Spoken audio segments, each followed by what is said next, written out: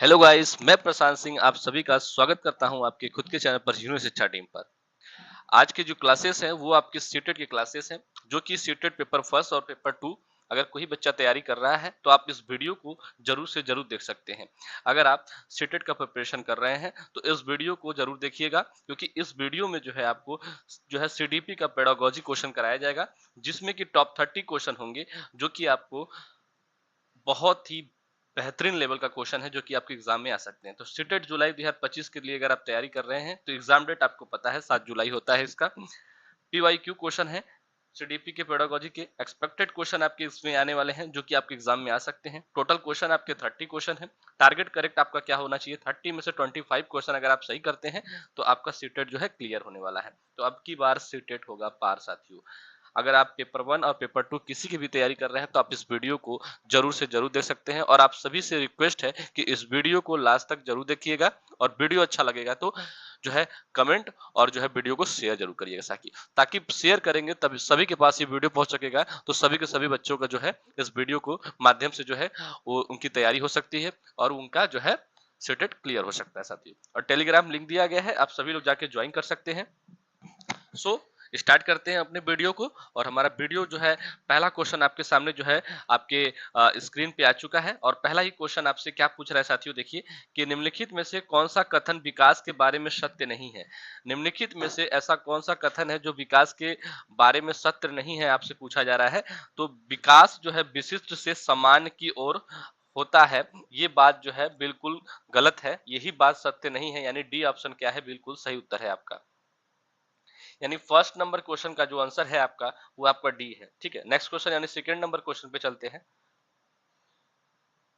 कि बालकों की सोच अमूर्तता की अपेक्षा मूर्त अनुभव एवं प्रत्ययों से होती है, यह अवस्था है। यह अवस्था कब होती है कि जब अमूर्तता से अपेक्षा जो है मूर्त अनुभव में जो है प्रत्यय होती है। तो ये बालक की अवस्था कौन सी है, आपसे पूछा जा रहा है। तो साथियों ये बालक की अवस्था आपकी होती है 7 से 12 वर्ष। 7 से 12 वर्ष जाती है जो आपका जो अवस्था होता है, उसी में ये होता है कि अमूर्तता की अपेक्षा मूर्त अनुभव का जो है प्रत्ययों से होती है। ठीक है, यानी ए ऑप्शन क्या है आपका, बिल्कुल सही उत्तर है आपका। नेक्स्ट क्वेश्चन पे चलते हैं। थर्ड नंबर क्वेश्चन देखते हैं क्या पूछा है कि मानव विकास किन दोनों के योगदान का परिणाम है। मानव जो विकास है वो किन दोनों के योगदान के परिणाम है, आपसे पूछा जा रहा है। तो साथियों ये आपका परिणाम है वंश क्रम एवं वातावरण का। वंश क्रम एवं वातावरण का, यानी सी ऑप्शन क्या है, बिल्कुल सही उत्तर है आपका। Next question, four number question पूछा गया है कि निम्न में से कौन पियाजे के अनुसार बौद्धिक विकास का निर्धारक तत्व नहीं है। पूछा जा रहा है कि इन चारों में से ऐसा वो कौन सा ऑप्शन है जो पियाजे के अनुसार जो है बौद्धिक विकास का निर्धारक तत्व नहीं है, आपसे पूछा जा रहा है। तो निर्धारक तत्व आपका सामाजिक संचरण नहीं है। सामाजिक संचरण आपका जो है किसका है, वाइगोत्स्की का है। ये इसका बात किसने किया है, वाइगोत्स्की ने किया है। तो ये जो है आपका बिन पियाजे के अनुसार बौद्धिक विकास का निर्धारण तत्व नहीं है आपका। ठीक है, ये ऑप्शन क्या है आपका, बिल्कुल सही है आपका फोर्थ नंबर क्वेश्चन का। सेकंड 5 नंबर क्वेश्चन पे चलते हैं। 5 नंबर क्वेश्चन देखिए क्या बोला है कि विशेष आवश्यकता वाले बच्चों को पढ़ाने के लिए निम्नलिखित में से कौन सी वह रचना अधिक उपयुक्त है, आपसे पूछा जा रहा है। कौन सी रचना ज्यादा अच्छी है, आपसे पूछा जा रहा है। तो इसका जो सही उत्तर आपका है साथियों, वो है कि सहकारी अधिगम तथा पी और ट्यूटरिंग, यानी सहपाठियों द्वारा अनुशिक्षण, यानी सी ऑप्शन क्या है, बिल्कुल सही उत्तर आपका है 5 नंबर क्वेश्चन का साथियों। नेक्स्ट क्वेश्चन 6 नंबर क्वेश्चन पे चलते हैं। 6 नंबर क्वेश्चन देखिए आपसे क्या कर रहा है कि समस्या के अर्थ को जानने की योग्यता वातावरण के दोषों, कमियों एवं रिक्तियों के प्रति सजगता विशेषता है, आपसे पूछा जा रहा है कि समस्या का जो अर्थ होता है जानने की योग्यता आपकी वातावरण के दोषों, कमियों एवं रिक्तियों के प्रति जो है सजगता विशेषता है, आपसे पूछा जा रहा है। तो छठे नंबर क्वेश्चन का जो आंसर है वो सर्जनशील बालकों के लिए है। किसके लिए, सर्जनशील बालकों के, यानी सी ऑप्शन क्या है, बिल्कुल सही उत्तर है आपका। नेक्स्ट क्वेश्चन 7 नंबर क्वेश्चन देखिए आपके एग्जाम में आ सकते हैं, बहुत ही बेहतरीन क्वेश्चन आपका है। एक कॉलेज जाने वाली लड़की ने फर्श पर कोट फेंकने की आदत डाल ली। लड़की की मां ने उससे कहा कि कमरे से बाहर जाओ और कोट को खूंटी पर टांगो। लड़की अगली बार घर में प्रवेश करती है कोट को हाथ पर रखकर अलमारी की तरफ जाकर कोट को खूंटी पर टांग देती है। यह उदाहरण है। ये उदाहरण साथियों आपका किसका है, आपसे बोला जा रहा है कि सबसे पहले लड़की जब कॉलेज से आती थी तो लड़की क्या करती थी, कोट को अपने निकाल के फर्श पर फेंक देती थी, लेकिन उसकी माँ ने उसको समझाया कि कमरे से बाहर जाओ और कोट को जो है खूंटी पर टांगो। फिर लड़की जब अगले दिन जब घर पे प्रवेश करती है तब क्या करती है लड़की की अलमारी की तरफ जाकर जो है कोट को खूंटी पर टांग देती है। तो ये उदाहरण जो है आपका किसका है, आपसे पूछा जा रहा है। तो ये जो उदाहरण है साथियों, ये आपका है उद्दीपन अनुक्रिया अधिगम, यानी बी ऑप्शन क्या है आपका बिल्कुल सही उत्तर है साथियों। आपका बी ऑप्शन क्या है, आपका बिल्कुल सही उत्तर है आपका। नेक्स्ट क्वेश्चन पे चलते हैं।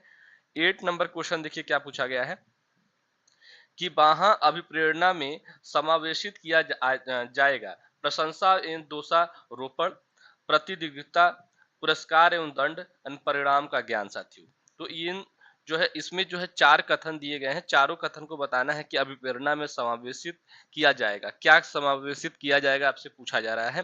तो साथियों 8 नंबर जो क्वेश्चन का आंसर है इनमें से सभी, यानी सभी के सभी इंपॉर्टेंट है। सभी के सभी यानी पहला और दूसरा, अरे पहला और थर्ड, और पहला दूसरा थर्ड, और केवल सेकेंड, यानी चौथा छोड़ के बाकी सभी है। इनमें से सभी यानी डी ऑप्शन क्या है, बिल्कुल सही उत्तर है आपका। 8 नंबर क्वेश्चन का क्या है, डी ऑप्शन क्या है, बिल्कुल सही उत्तर है आपका।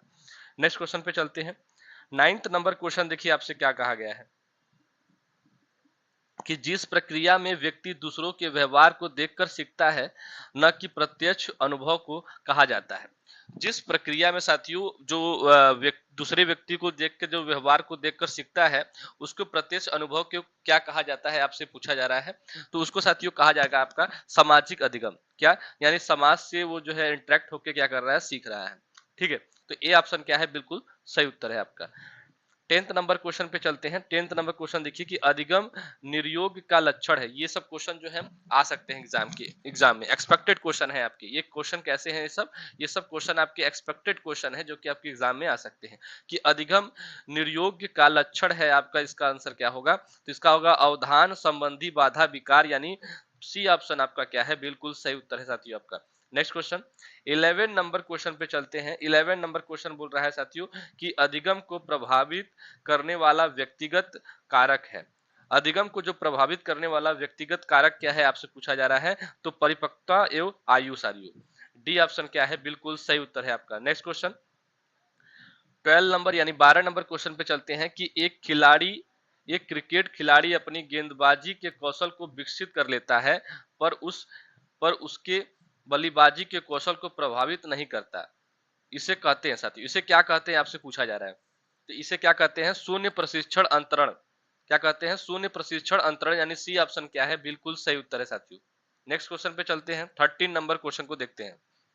13 नंबर क्वेश्चन देखिए कि निम्नलिखित में से कौन सा कथन किसी व्यक्ति के मानसिक स्वास्थ्य को उत्तम रूप से प्रदर्शित करता है, बताइए साथियों।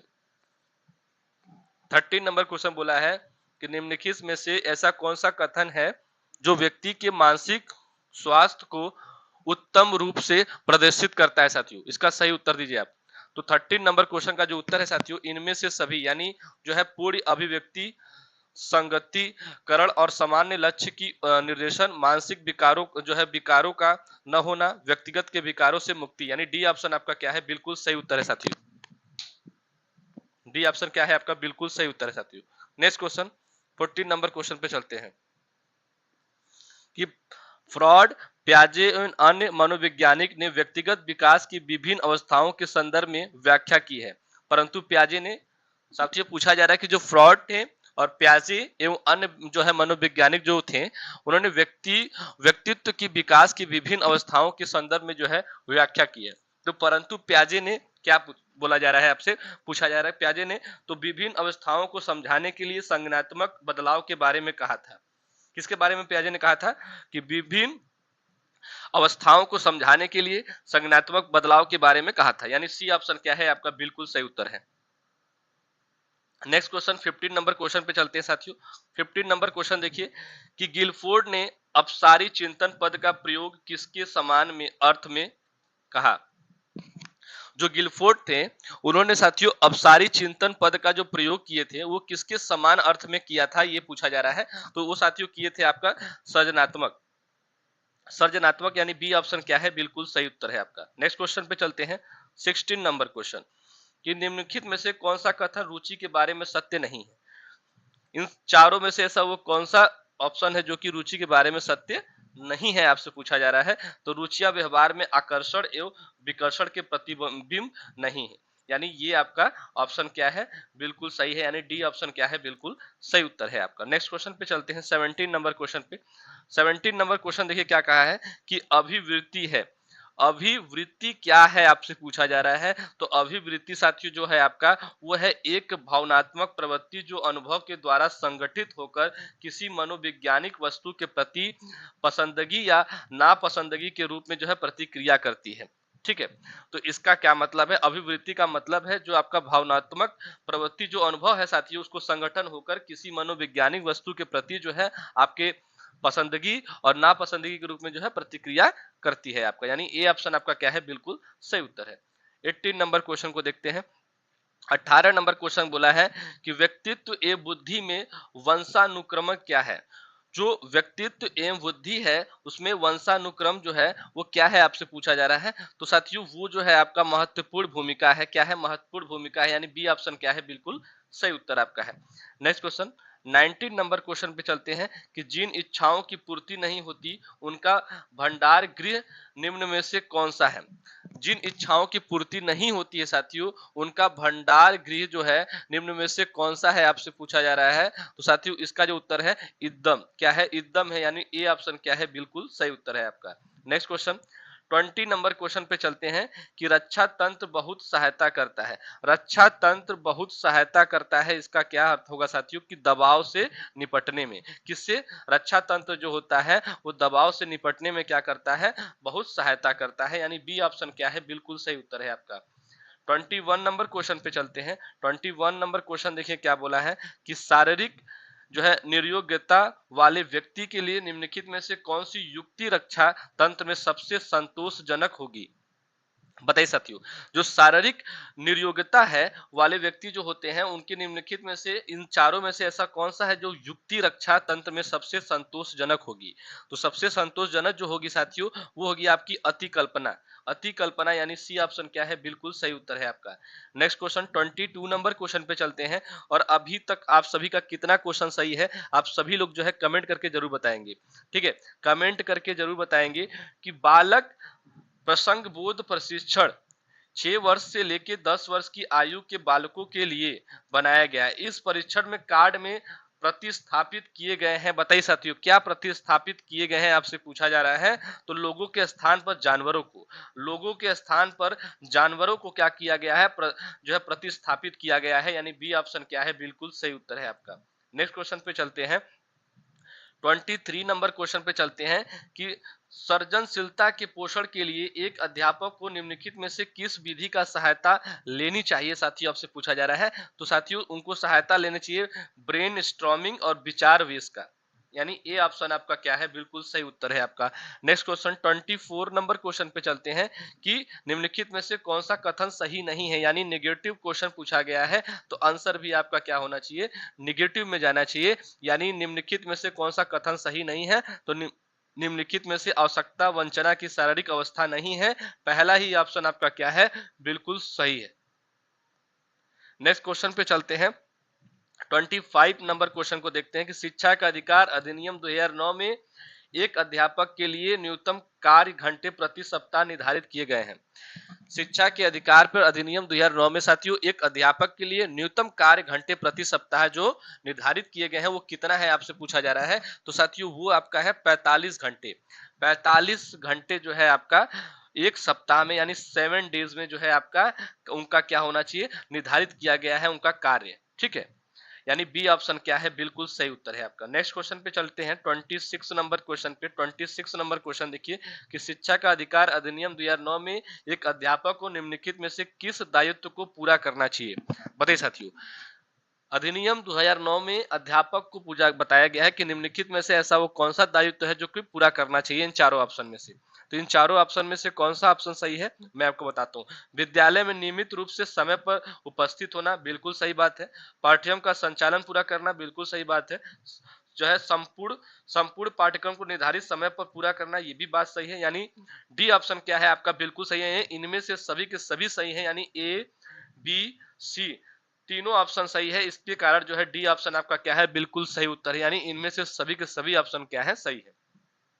नेक्स्ट क्वेश्चन 27 नंबर क्वेश्चन पे चलते हैं कि राष्ट्रीय पाठ्यक्रम रूपरेखा 2005 में शांति शिक्षा को बढ़ावा देने के लिए कुछ क्रियाओं की अनुशंसा की गई है। पाठ्यक्रम रूपरेखा में निम्नलिखित में से किस सूचीबद्ध को किया गया है, आपसे पूछा जा रहा है कि अब आपसे पूछा गया है राष्ट्रीय पाठ्यक्रम रूपरेखा 2005 के निर्धारित पे ये क्वेश्चन आपसे पूछा गया है।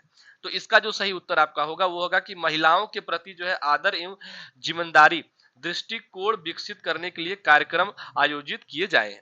ठीक है, यानी ए ऑप्शन आपका क्या है बिल्कुल सही उत्तर है। नेक्स्ट क्वेश्चन पे चलते हैं 28 नंबर क्वेश्चन भी आपसे जो है पूछा गया कि राष्ट्रीय पाठ्यचर्या की रूपरेखा 2005 में बातचीत की गई।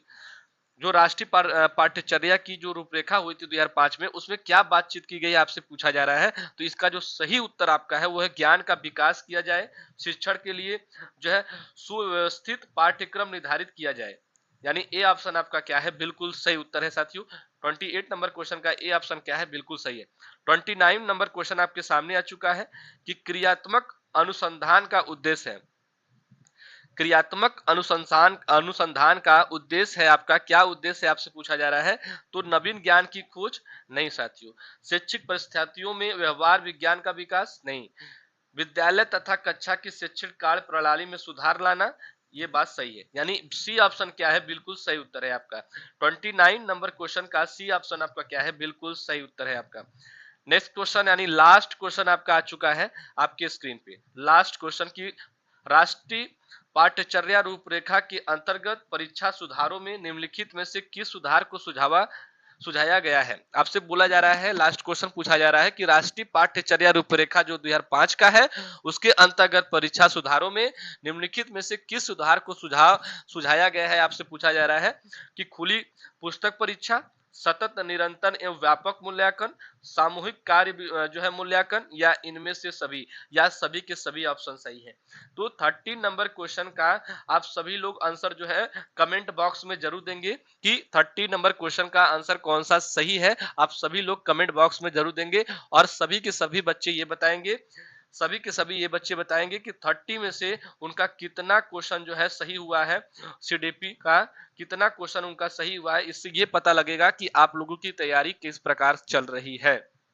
तो साथियों, अगर आपने सारा जो है लास्ट तक वीडियो देखा है तो बहुत बहुत धन्यवाद, और आप जो है बहुत ही अच्छे से तैयारी करें अपने एग्जाम की, और अपने एग्जाम को क्या करें क्लियर करें। चलिए साथियों, नेक्स्ट वीडियो में फिर से मिलेंगे। जय हिंद, जय भारत। आप सभी लोग स्वस्थ रहें, मस्त रहें और अपने एग्जाम की तैयारी बहुत अच्छे तरीके से करें।